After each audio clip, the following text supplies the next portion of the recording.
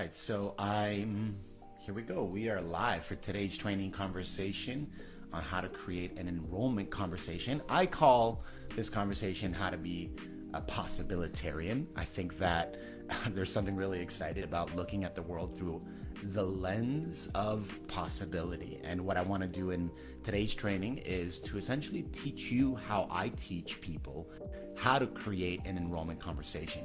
This lesson in particular was inspired by how I came to understand how to have an enrollment conversation when I was studying the landmark education curriculum. I thought that the way they taught how to create an enrollment conversation was so profound because it really helped me get that in asking for things, I can approach the ask from an authentic and ethical and moral based space. Like, it really helped me see that asking for things, it didn't have to feel wrong. I didn't have to feel like there was something wrong about me, or that it really helped me clarify that all of the sincerity behind my intentions could be received really well. And it's really amazing how in studying the landmark curriculum, I realized that even though that model, that education helped me clarify and clean up a lot of the things in my personal life, when I became an entrepreneur, I took so many of the distinctions that I learned in how to clean up the messes in my personal life and then apply them to how I did business. And it helped me build this company incredibly fast, and it helped me build this remarkable foundation for how clients experience me, how clients experience the materials that we teach them, and how clients experience their own improvements in their personal and professional lives. So it's a very special way of being, I would say. So what I'm going to introduce you to today is specifically on how to create an enrollment conversation from the lens of being what I call a possibilitarian. So my question for you is, how cool would it be if you can learn how to inspire a person to participate in a possibility that you are passionate about?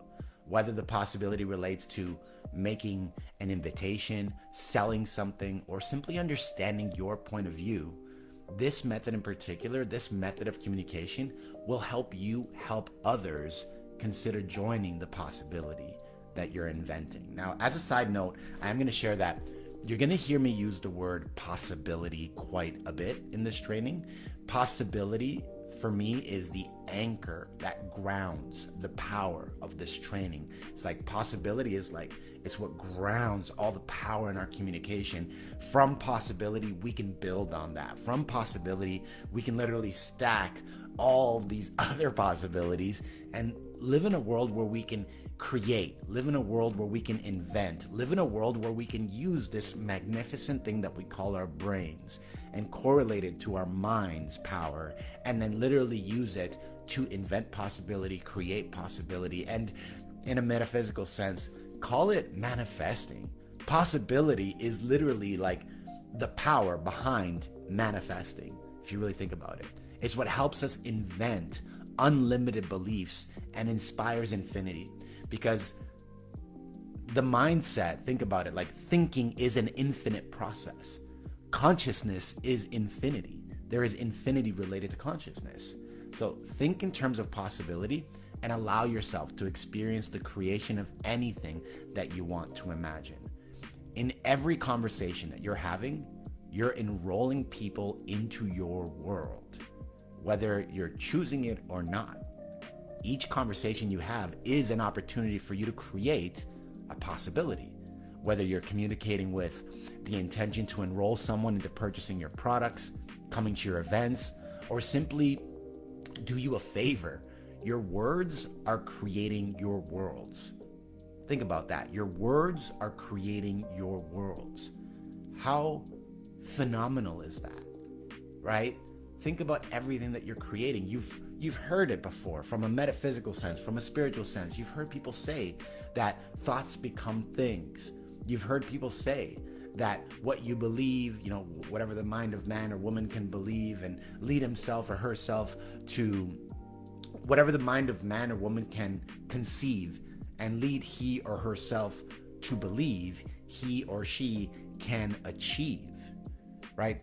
What they're talking about is that thoughts become things, and when thoughts become things, words create worlds. What a concept, right?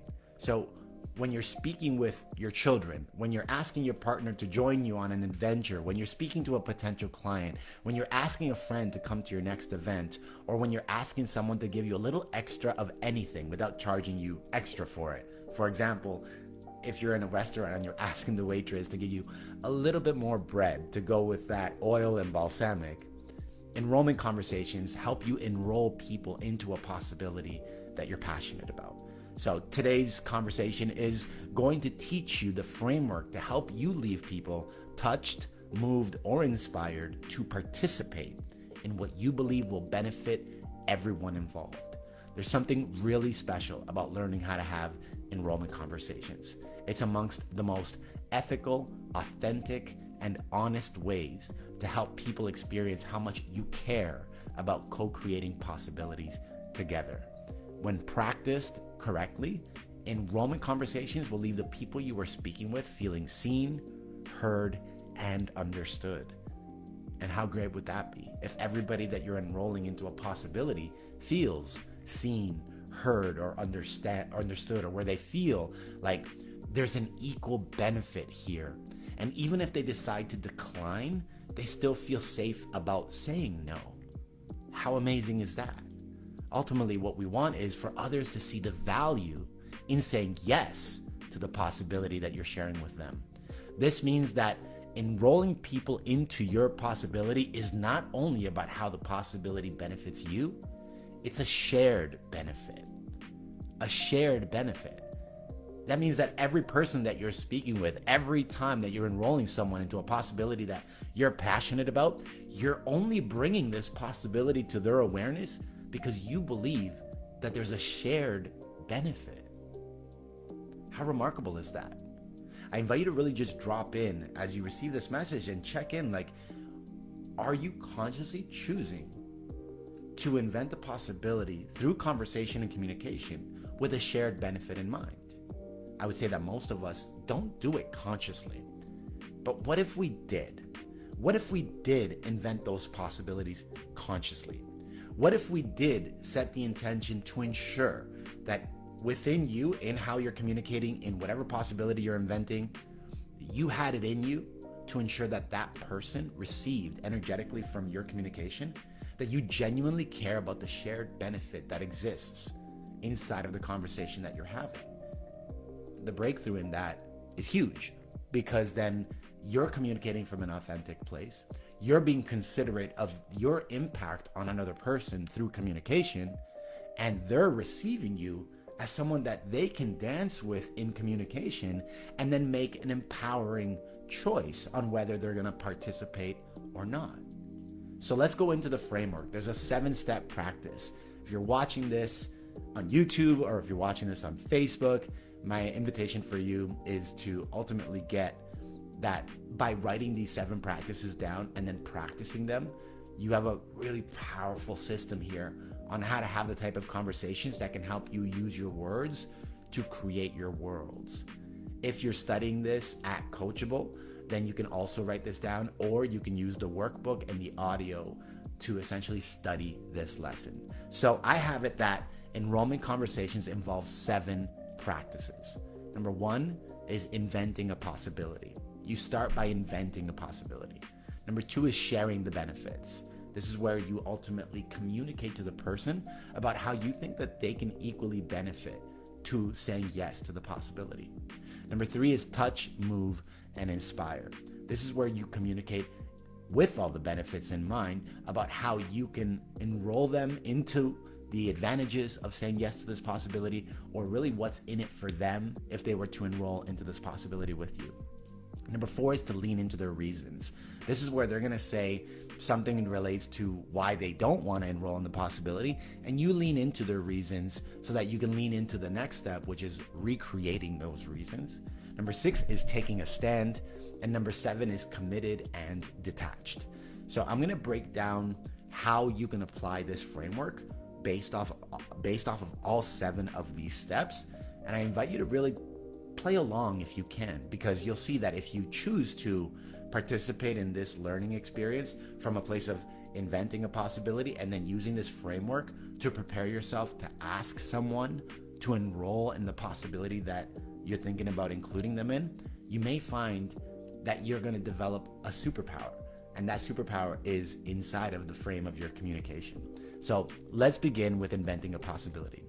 So you're going to begin your conversation by inventing some form of a possibility. Think about something that you want to get others to participate in, whether it's having your kid clean their room, your husband to come to the spa with you, your girlfriends to join you for a night out of dancing, or your future client to experience a sample of your work.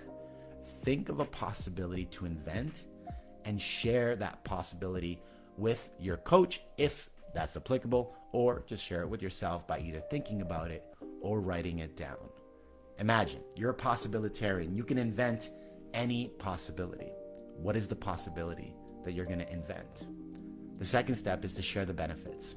So with that possibility in mind, think about how that possibility will benefit the person. If it helps you, you can write down those benefits so that you can use them to help inspire the possibility that you are inventing. Okay, these are the benefits that you're going to be using when sharing the possibility so that the person that you're speaking with can understand the value of participating in the possibility, right? So this is where you essentially write down, like, these are all the benefits related to why I think that it would be really great for you to do this, for you to clean your room, for you to come out dancing, for you to enroll in this program. Think about all those benefits, write them down, and correlate it to the possibility that you're inventing. The third framework is to touch, move, and inspire. With the possibility in mind and the benefits clearly thought out, you can then share why the possibility you are inventing is important to you and how you believe it can benefit the person that you're speaking to. To touch, move, and inspire someone involves making the possibility an equal exchange. If the person you are speaking with perceives that the possibility is more about you than it is about them, then you're likely to not be touched, moved, or inspired to say yes to the possibility. You touch, move, and inspire others by helping others see the positive or empowering outcomes that are on the other side of them saying yes. The goal is to increase the likelihood of the person you're including in this possibility to see what's in it for them. So by helping them see what's in it for them, by helping them better understand all the various benefits, hopefully through your communication, you can leave them touched, moved, or inspired to say, oh my God, like, I'm all in, let's do this, right? So if you struggle with the touch, move, and inspire, remember to get back to all the authentic reasons related to the shared benefit, right? So if it's to go out dancing, it's like, well, there's got to be something there that you think that they're going to want to experience. So you speak about that experience to touch, move, and inspire them, right? Or there's got to be some form of outcome for that kid that you want him to clean his room, right? And it's like the outcome of that is you and I are then going to go to the park right after this. And it's like, oh my God, I'm so inspired. Like, let's go, right? Whatever it is, like, there's got to be a shared benefit. What you want to do is you want to communicate that shared benefit from an authentic place, not to coerce anyone, but to help them see that by them choosing to enroll in this possibility, that things are going to get better for them. The next framework is to lean into their reasons. So let's just say that they've said no to this, right? They're like, I don't want to go, right? So once you have invented the possibility and used the shared benefits to inspire the possibility of them being touched, moved, or inspired, you can then lean into those reasons. Leaning into their reasons is where you listen to what the person you're speaking with will say as an objection to your possibility. Sometimes they'll say, I'm too tired to go, or that's not really my thing, or I can't afford it, or maybe they'll say, that sounds great, I'll think about it. If the person you're inviting into the possibility isn't responding with a resounding yes, then this is your opportunity to lean into their reasons by using recreation to discover what's in the way of them allowing themselves to experience the benefits of saying yes to the possibility, which is what I'm going to talk about in the next step. By having the person you're speaking with tell you why they're not interested in participating in the possibility you invented, you can then choose to either remain committed or completely detached from the involvement in what you're creating. So let's talk about recreation. Recreating what someone says simply involves you repeating the reason why they're declining your invitation. For example, if you're inviting someone to go dancing with you on Saturday night and they say, "I'm too tired, but have fun," you would then recreate what they said by saying, "I get that you're too tired to go out and that you want me to have fun. Although I'll have fun, the experience just won't be the same without you," right? So you recreated them and then you took a stand, right? Which is the next framework after recreation, is taking a stand, saying like, I really want to go with you. This is going to be great. Or I really think that this can benefit you, right? You don't want to force anyone into making a decision. You just want to be a stand for them because you believe that the shared benefit is something that they're going to enjoy. If they're a hard no to the invitation, then you have the options to either A, take a stand, B, just completely detach from the possibility, or C, make a commitment to their yes. So how do you take a stand? Well, by taking a stand for them, you're communicating that you're committed to them saying yes, and that unless they tell you that they don't want you to stand for them, you are going to remain committed to the possibility that you invented. You can say something along the lines of, "I get that you're too tired and that you don't want to go. I'm standing for the possibility of you and I sharing this experience. What would it take for you to say yes?" That question, what would it take? It's like, that's you literally saying, "I'm willing to help you feel as empowered as possible to say yes to this invitation," right? And then the last framework is committed and detached. So by now, you have done everything in your power to enroll this person into the possibility that you invented. This is where you can either commit to the possibility or completely detach from their decision. You can remain committed by telling the person that you are committed. Rather, you can remain committed by telling the person that you are committed to what's possible for the both of you to experience. You can detach from the possibility by not making their decision to not participate a personal attack on you. You detach by removing the feelings from their decision and simply accepting what they've decided, while not making their decision mean anything that they have not said. I'm going to say that again. You detach by removing the feelings from their decision, your feelings, and simply accepting what they've decided, while not making their decision mean anything that they have not said. So this is where you detach from what them saying no may mean, without making them wrong for saying no. Remember, it's a shared benefit. So for you to catch any type of feelings and then make them feel guilty or bad about saying no, it's like that means that you're attached. You're being invited to detach from whatever their response is. For example, if they said no to your invitation, don't make that mean that you're not lovable. Don't make it mean that you're not good enough. Don't make it mean that you're not fun to be around. Don't make it mean that your event isn't worthy. Don't make it mean that there's something wrong with you. Don't make it mean that you aren't valued. Don't make it mean that you don't have authority. Don't make it mean anything that wasn't explicitly communicated by that person. Simply remain committed to the possibility and detached from the outcome. So here's my final thoughts on this lesson. Enrollment conversations are powerful conversations to have because they teach you how to enroll others into possibilities that you believe will add value, not only to them, but also to yourself as well. It's a shared benefit. This method is a practice. The more you practice, the better you'll get. If you think about all the conversations that you have had throughout your life, so many of them were enrollment conversations.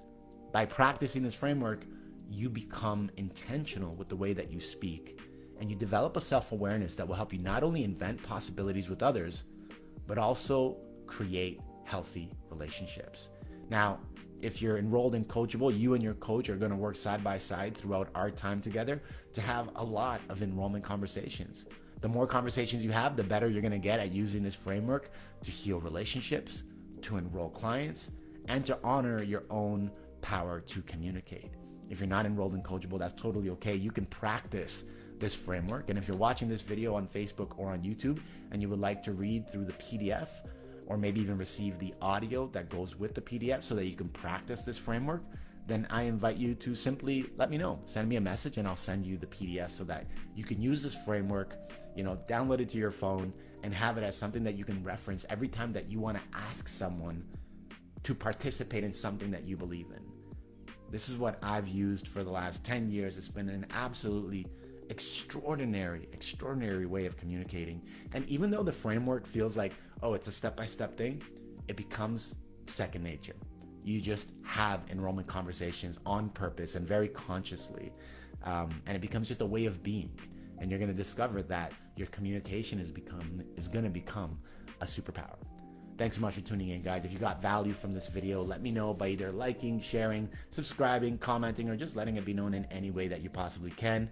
The more feedback that I get for this type of content, the more likely I will continue to produce this type of content. So thanks a lot for tuning in, and I'll see you in the next training.